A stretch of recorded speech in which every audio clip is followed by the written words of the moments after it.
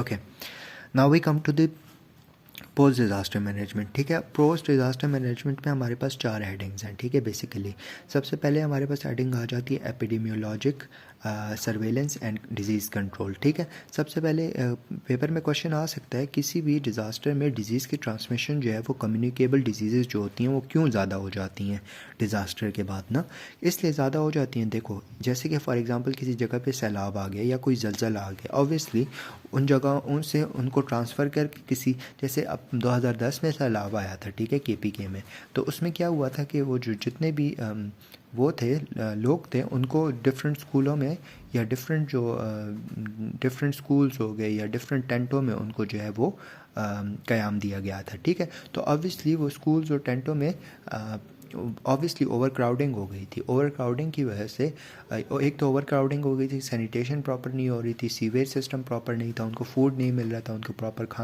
पानी नहीं मिल रहा था, उनको जो है वो प्रॉपर उनकी हाइजीन का वो अपना ख्याल नहीं रख रहे थे। इसके अलावा जूनोसिस जो है, एनिमल एक्वायर्ड इन्फेक्शन जो है वहाँ पे बहुत कॉमन हो गए थे, वेक्टर एक्वायर्ड इन्फेक्शन बहुत कॉमन हो गए थे, इसकी वजह से कम्युनिकेबल डिजीज़ कॉमन हो गई थी। ठीक है, फिर इसके बाद इसको प्रिवेंट करने के लिए हमने क्या करना है, एक तो बेसिक हेल्थ मेजर्स रखनी है। ठीक है, मतलब साफ़ कपड़े, साफ़ पानी, सीवेज का ख्याल, ये सारी चीज़ें। ठीक है, इसके अलावा रिपोर्टिंग सिस्टम भी बनाना है कि रिपोर्ट करना है कि अगर ये मसला है तो इसको सॉल्व करो। ठीक है, फिर इसके बाद आ जाते हैं सेकंड पॉइंट पे, पोस्ट डिज़ास्टर मैनेजमेंट में वैक्सीनेशंस लगानी है। जैसे वाटर बॉर्न बहुत सारी डिजीज़ होती हैं, टाइफाइड हो गया, कोलरा हो गया, इसके अलावा टेटनस भी हो सकता है डिफरेंट इंजरीज़ की वजह से ना, तो उसके लिए वो लगानी है। ठीक है, वैक्सीनेशंस लगानी है। फिर हमारे पास आता है न्यूट्रिशन। ठीक है, न्यूट्रिशन सप्लाई करनी है। न्यूट्रिशन इज़ बेसिकली जैसे कि जब सैलाब आया था 2010 में केपीके में, ठीक है, तो यूएसएड या जलजला जब आया था, ठीक है, 2005 में, तो उसमें यूएसएड ने बहुत ज़्यादा खाना भेजा था, डिफरेंट बिस्किट्स और डिफरेंट जो है वो और बहुत सारी चीज़ें, सप्लीमेंट्स और पीनट बटर्स एंड एवरीथिंग का ना। तो बेसिकली इसीलिए था कि हर बंदे को प्रॉपर न्यूट्रिशन मिले, क्योंकि न्यूट्रिशन जब नहीं मिलेगा तो उसकी वजह से भी बहुत सारी डिजीज़ पैदा हो जाती हैं। ठीक है, फिर हमारे पास फोर्थ जो है वो है रिहेबिलिटेशन। ठीक है, रिहेबिलिटेशन में आपने खाना प्रोवाइड करना है, आपने पानी प्रोवाइड करना है, पानी जो आप प्रोवाइड करोगे वो प्रॉपर क्लोरीनेटेड पानी होगा। फिर इसके बाद आपने जो है वो वेक्टर को कंट्रोल करना है। ठीक है, और जो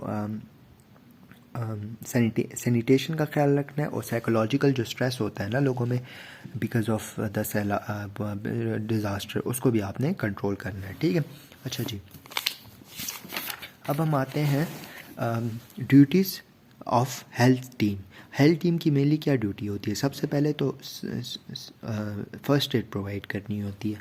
फ़र्स्ट एड प्रोवाइड करने के बाद आपने एम्बुलेंस देनी है। ठीक है, एम्बुलेटरी केयर देनी है, फिर इमरजेंसी केयर देनी है, फिर आपने रेफ़र करना है, और एंड में आपने बरी कर देना है पेशेंट्स जो मर गए हैं। ठीक है, देखो, सबसे पहले ऑन साइड आपने फ़र्स्ट एड देनी है, फिर एम्बुलेंसेज मंगानी है तो एम्बुलेटरी केयर हो जाएगी, फिर अस्पताल पहुँच के इमरजेंसी केयर देनी है। फिर अगर पेशेंट उस अस्पताल में फॉर एग्जांपल डिस्ट्रिक्ट या तहसील हेडक्वार्टर में है ना, तो वहाँ पे ऑब्वियसली वो पेशेंट अगर क्रिटिकल पेशेंट है वो ट्रीट नहीं हो पाएगा, तो उसको आपने टर्शियरी केयर में ट्रांसफ़र करना है, रेफ़र करना है, और दूसरा जो है अगर मर गया तो उसको बरी कर देना है। ठीक है, अच्छा, फिर इसके बाद हम आते हैं सर्वेलेंस साइकिल पे। ठीक है, सर्वेलेंस साइकिल भी बहुत ज़्यादा आसान है। देखो, सबसे पहले okay, we come to the surveillance cycle. अब सर्वेलेंस साइकिल में होता क्या है कि सबसे पहले आपने क्या करना है, सर्च करना है। ठीक है, सर्च करने के बाद आपने रेस्क्यू करना है और फर्स्ट एड प्रोवाइड करनी है। ठीक है, इसके बाद आपने क्या करना है कि जो एरिया है ना जहाँ पे ये हाई डेंजर एरिया, वहाँ से एवैक्यूएट करना है पेशेंट लोगों को। ठीक है, फिर उसके बाद वहाँ पे अगर कोई फिज़िकल डेंजर है ना, ठीक है, तो उसको आपने एलिमिनेट करना है। फॉर एग्जांपल बिजली की तारी गिरी, टूट के गिरी हुई है, ऑब्वियसली वो आपको इलेक्ट्रिसिटी प्रोवाइड कर बिजली करंट हो सकता है ना, इसके अलावा और बहुत सारी चीज़ें हो सकती हैं, तो आपने उसको भी कंट्रोल करना है। इसके बाद आपने क्या करना है कि आपने लोगों को फूड प्रोवाइड करना है, पानी प्रोवाइड करना है, क्लोथ्स प्रोवाइड करनी है और शेल्टर प्रोवाइड करना है। ठीक है, फिर इसके बाद आपने जो वो होती है ना वेक्टर एक्वायर्ड डिजीज़, उसको भी कंट्रोल करने की कोशिश करनी है। ठीक है, जैसे नेट्स यूज़ करो या जो मॉस्किटो रिपेलेंट्स होते हैं या और बहुत सारी चीज़ें होती हैं। ठीक है, इसके अलावा ना होता क्या है कि जो वो एक्सक्रीटर्स होते हैं ना उसकी भी डिस्पोजल्स करनी है, और जो डेड बॉडीज है उसकी भी डिस्पोजल्स करनी है, ठीक है।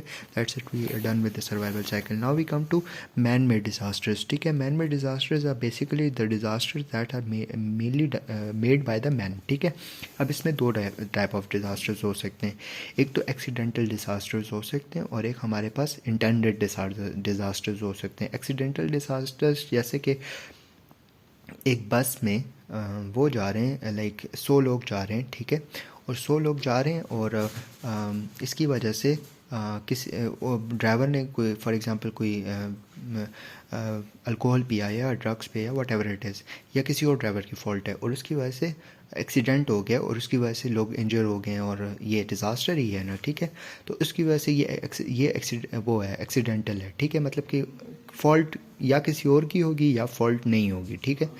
लेकिन दूसरा ये है ना, इंटेंडेड भी हो सकता है, जैसे कि ये अमेरिका ने जो बॉम्ब किया था हिरोशिमा नागासाकी पे, ये ताकि जापान में जो है वो लोग जो सिविलियन लोग हैं उनको उनकी लाइफ जो है वो ख़त्म हो जाए, उनकी लाइफ को डिस्ट्रॉय करने की कोशिश की थी ना, ठीक है। तो ये हमारे पास इंटेंडेड था, ठीक है। इसके अलावा हमारे पास जैसे 9/11 में अटैक हुआ था ना अमेरिका पे, ठीक है, तो उस पे भी इसी तरह that was man made disaster, ठीक है। इसके अलावा और बहुत सारी एग्जांपल्स आप पेपर में लिख सकते हो, जैसे वॉर्स हो गई या हमारे पास सिविल वॉर्स हो गई या biological Wars what ever it is, ठीक है। इसके बाद हम लोग आते हैं डिज़ास्टर इन पाकिस्तान। पाकिस्तान में मेनली कौन कौन से डिज़ास्टर आए हुए हैं या आ सकते हैं? एक तो फ्लड आता है, एक अर्थक्वेक आता है, दूसरे एक्सीडेंट्स वगैरह भी होते रहते हैं, ठीक है। इसके अलावा जो है वो होते हैं एपिडेमिक ऑफ डिजीज़ वगैरह, जैसे पोलियो हो गया या अभी कोरोना आया हुआ है, ठीक है। दिस इज़ अ डिज़ास्टर, ठीक है। अब हम लोग आते हैं measures to be taken in specific disease. Book में सिर्फ फ्लड्स का लिखा हुआ है, बाकी आप अगर किसी और स्पेसिफिक डिजीज़ का आपने देखना है तो आप फिर सर्च कर लेना गूगल में, ठीक है। देखो सबसे पहले ना फॉर एग्जांपल अगर फ्लड आने वाला होगा ना तो the measures that to be taken before the flood, ठीक है, ठीक है, बिफोर हैंड। तो इसमें आपने क्या करना है, सबसे पहले you need to know the risk about the place you are living, ठीक है। जिस जगह पे आप रह रहे हो ना उसके रिस्क आपको पता होना चाहिए कि इस जगह पे आप रह रहे हो तो ये चीज़ें आ सकती हैं, ठीक है। इसके अलावा आपको जो अलर्ट सिग्नल्स होते हैं ना, ठीक है, उसके बारे में आपको पता हो, ठीक है, अलर्ट सिग्नल्स के बारे में, ठीक है। फिर इसके बाद आते हैं फ्लड में आपने क्या करना है। फ्लड में सबसे पहले आपने इलेक्ट्रिसिटीज़ को बंद रख लेना है, इलेक्ट्रिसिटी बंद यूज़ नहीं करनी, अपने आप को संभालना है, अपने सामान को पकड़ना है और जहाँ पे जो डेंजर एरिया है ना, डेंजर जोन, उधर से भागना है, बस इवैक्यूएट होना है। और इसके अलावा जो कंटेमिनेटेड वाटर है उससे भी दूर रहना है, ऐसा नहीं है कि पीना शुरू कर देना या वट एवर इट इज़, ठीक है। इसके बाद हम क्योंकि सही है, फिर इसके बाद हमारे पास नेक्स्ट ये आता है कि आपने क्या करना है कि आपने आफ्टर फ्लड क्या करना है। आपने आफ्टर फ्लड सबसे पहले उस जगह को आपने प्रॉपरली क्लीन और सैनिटाइज और डिसइंफेक्ट करना है। जो बर्तन होंगे उसको प्रॉपरली आपने सैनिटाइज़ करना है, ठीक है। और जो खाना अगर जो फ्लड के पानी के साथ कांटेक्ट में आया उसको आपने डिस्पोज ऑफ कर देना है। That's it, we done with this chapter. If you guys have any question you guys can ask. Thank you, जज़ाकल्लाह खैर।